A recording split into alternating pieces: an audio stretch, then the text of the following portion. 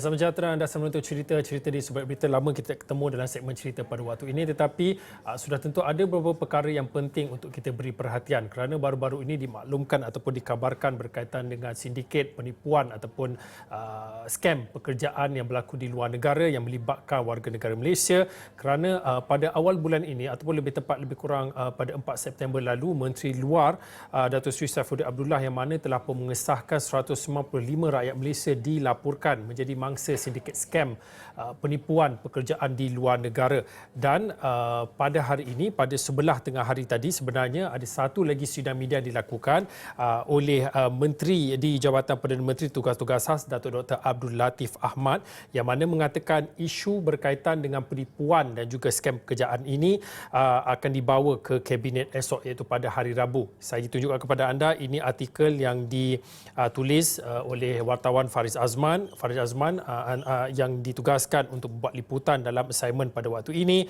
Antara perkara-perkara yang penting dalam artikel ini, saya bacakan sedikit. Isu sindiket penipuan pekerjaan di luar negara melibatkan warga negara Malaysia akan dibentangkan dalam mesyuarat Jemaah Menteri esok. Ini menurut Datuk Dr. Abdul Latif Ahmad yang mana mengatakan kerajaan turut komited dalam menyelamatkan semua warga tempatan yang menjadi mangsa sindiket seumpamanya di negara luar. Untuk waktu ini, kalau boleh saya nak bersama dengan Faris. Faris, mungkin boleh dikongsikan pada waktu ini sebelum kita nak melihat apa MO ataupun modus operandi yang dijalankan oleh skamer-skamer pekerjaan di luar negara ini. Kalau boleh diberi sedikit penjelasan macam mana kita nak tahu jenis-jenis penipuan-penipuan pekerjaan yang berlaku di luar negara ini yang membabitkan warga negara Malaysia.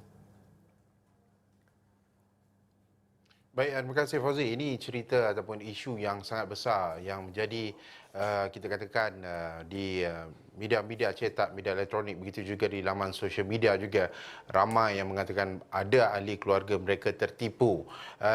Berbalik kepada soalan yang diberikan oleh Fauzi sebentar tadi, baik, apa yang dikatakan oleh Datuk Dr. Abdul Latif sebentar tadi, bahawa modus operandi bagi scammer ini di mana mereka akan mengiklankan dari sudut social media, begitu juga ada contohnya di negara A atau negara B dengan sekian gaji dan sebagainya. Jadi kepada siapa yang berminat daripada negara-negara sumber, dikatakan negara sumber Malaysia juga yang berminat boleh pergi ke sana, tetapi dari sudut permitnya hanya perlu mengambil pasport yang biasa, pergi ke sana.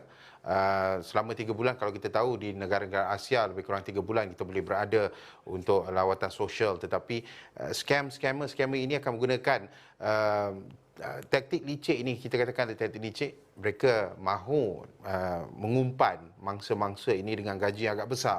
Gaji bukan hanya menggunakan ringgit Malaysia, tapi gaji menggunakan dolar Amerika, begitu juga dengan negara-negara mata wang negara-negara tertentu. Jadi ini antara salah satu sedikit. Tetapi rata-rata mangsa juga ada juga yang tidak cross check. Kalau kita katakan apa yang dikatakan oleh Menteri Jabatan dan Menteri Tugas-Tugas Khas sebentar tadi, mengatakan bahawa kita juga ada syarikat-syarikat Malaysia yang berada di luar negara, tetapi boleh cek dengan kedutaan. Tetapi kadang-kala ada mangsa-mangsa ini yang mengambil peluang, dikatakan peluang pekerjaan ini, mereka tidaklah membuat kita katakan maklumat cross check dengan kedutaan. Contoh kita ada di seluruh dunia, kita ada kita katakan kedutaan kita. Jadi maklumat itu tidak dicek ataupun diperiksa sama ada syarikat-syarikat tertentu itu, scammer ini adalah legit ataupun tidak. Jadi itu antara kelemahan yang dieksploitasikan oleh pihak-pihak ini untuk mendapatkan tenaga-tenaga kerja daripada Malaysia, khususnya daripada warga-warga tempatan kita yang inginkan lebih banyak gaji, tetapi akhirnya sebenarnya Fauzi, mereka diperhambakan, dijadikan hamba abdi. Ada juga kes-kes di mana tidak diberi gaji, ada juga kes sebelum ini, ada di beberapa negara-negara yang tidak dapat saya sebutkan sebenarnya, ada yang didera. Jadi inilah modus operandi mereka, terutamanya kepada pihak skamer di luar negara untuk mendapatkan rakyat Malaysia bekerja untuk mereka, mengerahkan keringat rakyat Malaysia ini, tetapi tidak dibayar setimpal seperti mana yang diiklankan pada awalnya, Fauzi. Kalau difahamkan sebelum ini telah pun dimaklumkan beberapa buah negara yang menjadi lokasi penipuan pekerjaan yang membabitkan warga negara Malaysia di luar negara, antaranya Kemboja, Laos, Myanmar dan juga Thailand. Mungkin sebelum saya nak tanyakan soalan kepada Faris, apa kata kita dengarkan sedikit sidang media input-input yang penting yang disampaikan oleh Datuk Dr. Abdul Latif Ahmad berkaitan dengan isu skema ni yang difahamkan akan dibawa ke kabinet pada hari esok. Boleh kita dengarkan dahulu? Kerajaan amat memandang serius mengenai perkara-perkara yang dikhususkan seperti terlibatnya anak-anak Malaysia dalam apa yang dikatakan penghambaan abdi di beberapa negara ASEAN. Perdana Menteri telah mengarahkan saya untuk melihat perkara ini secara lebih mendalam dan saya berterima kasih kepada beberapa NGO yang diketuai oleh Tan Sri Musa Hassan dan juga Datuk Hisham, sehingga kita rasa terpanggil untuk membawa perkara ini dalam mesyuarat kabinet esok. Perkara-perkara yang melibatkan individu-individu yang terdiri daripada pelbagai etnik, mereka semua rakyat Malaysia, perlu diambil perhatian dan pendekatan yang serius. Yang buat laporan polis tu kita adalah seperti yang dinyatakan oleh kenyataan press release oleh Wisma Putra. Umpamanya di Kemboja, kita dapat laporan 153 dan kita dapat rescue 133. Jadi ada tinggal 20 orang aja yang balik. Tapi itu yang buat laporan. Tapi ada juga mangsa-mangsa yang tidak buat laporan. Ini yang menjadi sukar untuk bahagian penyelamat yang berada di negara-negara yang saya nyatakan itu melakukan bawa balik mereka. Bersama-sama dengan saya dengar tadi dalam setengah jam beberapa kumpulan keluarga yang melahirkan rasa bimbang dengan keadaan anak-anak mereka, dan kita sebagai satu kerajaan amat komited untuk pastikan siap nyawa rakyat kita yang berada di luar negara dapat selamat sampai balik ke Malaysia. Faris, kalau diikutkan ini sebenarnya bukanlah isu baru yang perlu diberi perhatian. Kalau diikutkan daripada laporan-laporan media sebelum ini pun telah lama dan telah banyak pun disiarkan ataupun diberi perhatian apabila kita bercakap tentang penipuan pekerjaan di luar negara. Dan seperti apa yang dimaklumkan oleh Datuk Dr. Latif sebentar tadi, kerajaan memandang serius dan perkara tersebut akan dibawa untuk perhatian dan juga perbincangan di mesyuarat kabinet yang setiap minggu difahamkan akan berlangsung pada hari Rabu.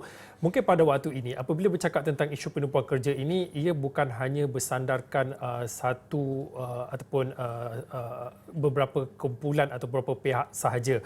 Ia sudah tentu menuntut pelbagai rentas, pelbagai kementerian, pelbagai pihak. Malah kalau dalam sidang media itu kita lihat bukan saja kementerian ataupun bukan saja Datuk Dr. Abdul Latif saja yang berada di situ, NGO juga berada di situ. Saya difahamkan ada Tan Sri Musa Hassan juga berada di situ dan beberapa NGO yang lain. Mungkin boleh dikongsikan peranan ataupun bagaimana NGO ini turut serta dalam memberi perhatian tentang apa yang kita bercakap tentang isu skam kerja luar negara ini.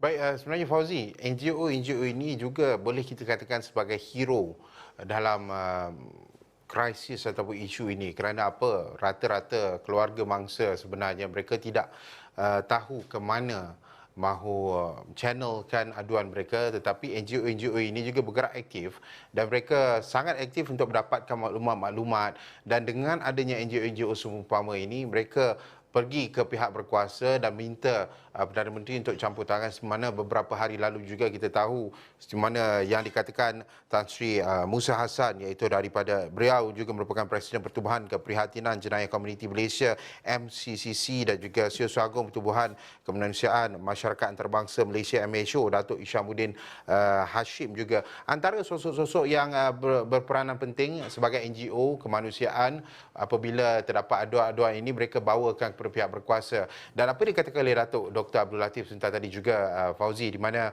apabila perkara ini terus dipanjangkan ke Jemaah Menteri esok, jadi ia akan sebagaimana Fauzi katakan, rentas kementerian dan agensi itu dapat menyaksikan mungkin satu penyelesaian konkret yang boleh dibawa ke meja penyelesaian, terutamanya membabitkan menteri-menteri. Kalau kita tahu dari Menteri Kabinet juga KDN-nya ada networking bersama dengan rakan sejawatan di negeri-negeri berkenaan, begitu juga menteri luarnya, begitu juga kalau jawatan immigration ada networking daripada jawatan immigration negeri-negeri terbabit, begitu juga polis ada ASEAN Pol. Jadi ini apabila isu ini ditimbulkan oleh NGO sendiri melalui kita katakan aduan-aduan daripada keluarga mangsa. Jadi ia sedikit sebanyak membantu pihak berkuasa untuk mendengar. Kerana apa? Sebagaimana yang Datuk Dr. Abdul Latif juga mengatakan bahawa jumlah apa yang dikatakan oleh Fauzi sebentar tadi oleh Menteri Luar juga, jumlah itu mungkin bertambah.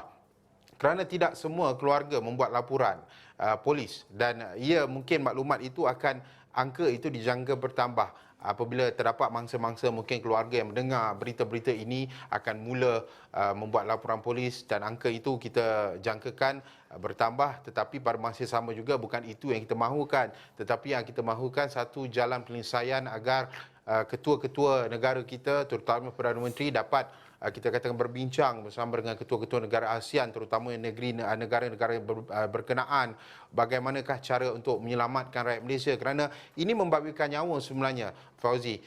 Apabila ada mangsa-mangsa yang didera, begitu juga sebagaimana dikatakan Datuk Dr. Abdul Latif sebentar tadi, ada satu kematian iaitu daripada mangsa merupakan dari Perak, tetapi tidak diberikan detail mengenai dengan mangsa berkenaan.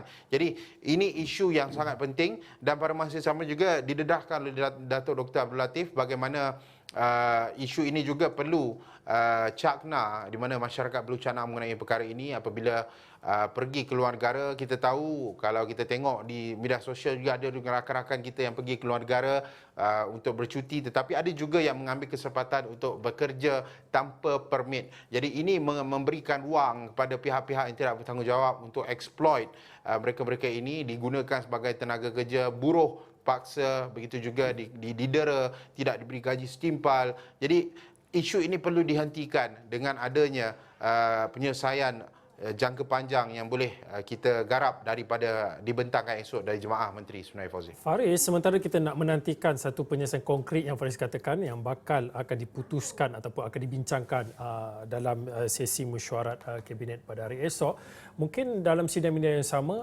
ada nasihat ataupun saranan yang dititipkan oleh Menteri sendiri untuk mungkin ada individu yang mungkin merancang untuk melakukan perkara yang sama, ada modus operandi seperti yang dimaksudkan oleh Faris pada awal tadi. Mungkin ada nasihat yang dikongsikan oleh Datuk Abdul Latif. Baik, beliau menasihatkan bahawa rakyat Malaysia mana-mana yang agak kita katakan excited untuk pergi ke luar negara bekerja boleh, tidak dihalang. Begitu juga ingin menggunakan pasport untuk melancong, hanya lawatan visa, lawatan sosial saja, ya, tidak dihalang. Tetapi kalau anda di luar sana yang ingin pergi ke negara-negara berkenaan, negara-negara luar, ingin bekerja dan sebagainya, pertama sekali anda perlu memaklumkan perkara itu kepada ahli keluarga anda, kerana mereka merupakan kita katakan yang terakhir mengetahui maklumat anda. Kalau anda didera atau anda dianiaya di luar negara, mereka lah yang akan memberikan maklumat kepada pihak polis, pihak berkuasa, agar nama anda akan diangkat kepada kedutaan berkenaan dan anda boleh dibebaskan daripada negara berkenaan. Dan pada masa sama juga nasihat daripada Datuk Dr. Abdul Latif juga, kalau kita tahu apakah nama syarikat berkenaan, boleh cek kepada kedutaan besar Malaysia di negara-negara berkenaan. Adakah contohnya syarikat A ini adakah betul, adakah syarikat yang legit, adakah mereka ingin mengambil pekerja-pekerja daripada Malaysia. Jadi info-info ini apabila sampai ke kedutaan, mereka akan periksa maklumatnya. Adakah ia benar ataupun tidak. Kalau tidak, sebelum kita pergi ke negara berkenaan, kita dah tahu maklumat itu palsu dan ini merupakan skema. Jadi ini antara kita katakan proaktif, langkah-langkah yang perlu diambil oleh mangsa-mangsa juga sebelum anda dimangsakan. Ini juga anda perlu lakukan supaya anda tidaklah senasib dengan mangsa-mangsa yang telah pun, yang sedang ingin dibawa keluar daripada negara berkenaan oleh pihak berkuasa kita, agar kita katakan perkara ini tidak lagi berulang. Saya Fauzi, cek betul-betul adakah ia legit, syarikat itu legit, dan pastikan terdapat hitam putih di mana kontraknya hitam putih, sekian anda punya gaji anda akan terima di sana, apakah accommodation ataupun tempat tinggal anda, apakah allowance yang lain, apakah keistimewaan anda, pasport juga pastikan pasport gunakan permit yang sah di mana anda perlu isytiharkan perkara itu kepada Jabatan Immigration, dan kita ada juga Jabatan Tenaga Kerja juga, anda boleh dapatkan maklumat di sana supaya apabila anda keluar dari Malaysia, ia secara sah dan anda akan dilindungi oleh undang-undang dan tiada siapa boleh exploit anda di luar negara, terutamanya oleh syarikat-syarikat di luar negara. Sebenarnya Fauzi, itu langkah-langkah yang perlu diambil. Faris, mungkin yang terakhir sekali sebelum kita nak pergi berehat ni, alang-alang lah dah ada menteri pun dalam sidang media tu, untuk wartawan ni suka cari peluang, ada tanya soalan-soalan lain. Memandangkan esok mesyuarat kabinet, sebelum ini pun telah dimaklumkan oleh Perdana Menteri berkaitan dengan soal PRU pun akan dibawa kepada dalam mesyuarat kabinet. Ada tak wartawan ataupun mereka yang berada dalam sidang media itu bertanyakan soalan lain selain daripada isu penipuan pekerjaan ni? Sebenarnya kita fokus kepada isu ini sebab isu ini agak besar, tapi ada juga peluang-peluang sebenarnya tadi untuk mendapatkan reaksi daripada menteri berkenaan mengenai dengan tarikh yang menjadi persoalan besar buat kita. Bilakah tarikhnya, adakah akan dibincangkan dalam mesyuarat kabinet esok, tetapi sudah tentu perkara itu hanya didiamkan saja dan akan dimaklumkan sendiri oleh Perdana Menteri. Jadi kita pun respect dengan perkara itu, tetapi cubaan itu ada apabila sampai ke mana-mana lokasi. Jumpa saja menteri, kita akan tanya bilakah PRU, adakah benar PRU pada apa yang dikabar kabar angin yang bertiup kencang ketika ini, adakah semakin dekat, tetapi jawapannya belum dapat pastikan lagi sebenarnya Fauzi. Okey, baik, tak apalah. Terima kasihlah pada Faris. Faris, kalau diikutkan sebentar tadi membuat satu liputan berkaitan dengan sidang media disampaikan oleh Menteri di Jabatan Perdana Menteri yang mana membawakan perkabaran berkaitan dengan isu sindiket penipuan pekerja di luar negara yang melibatkan warga negara Malaysia akan dibentangkan ataupun dibawa dalam mesyuarat Jemaah Menteri pada hari esok, iaitu pada hari Rabu. Baik, cerita berehat seketika kembali lagi selepas ini.